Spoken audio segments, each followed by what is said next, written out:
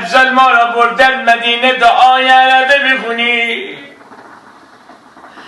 همینجور که صفحه اولا نگاه کرده صفحه دوم نگاه کرده بلان سلام دیگه هم من نمیدونم دیدم صفحه سوم غرفرابونه. چرا منصوری بکردم شب سوم مومن خیابونه دیدم غرفرابونه اینا مولا حیدری ها.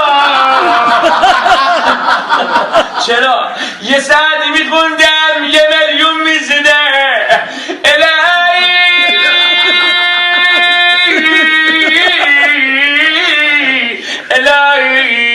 انی ظلم لمن ظلمکم و حرب لمن حاربکم و بلی لمن والاکم و اسأل الله الذی بحقکم و بالشأن الذی لکم عند الله.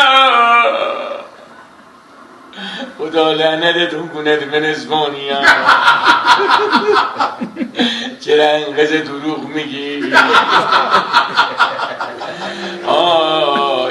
کوب میاد میگید کوب شکسته، 2 کوب میاد میگید خوب نیست تو لاشه ریخته. هی اینا را میفروشی چرا دروغ میگید با مردن دو؟ یه خودم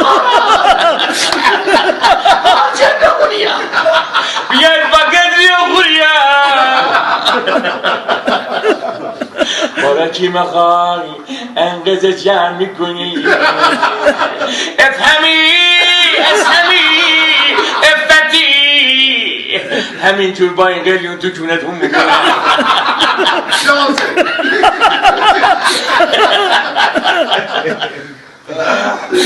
در بهار زندگی احساس پیری میکنه. های های های یه کشت اینمون اینجا نشسته کامسرا داره. چرا نمک به این گوسفندا میدی؟ های های های های خدا میدونه رو دنیا چی کارت بکنه. چیکار کنه؟ با پشکلاش تو طولت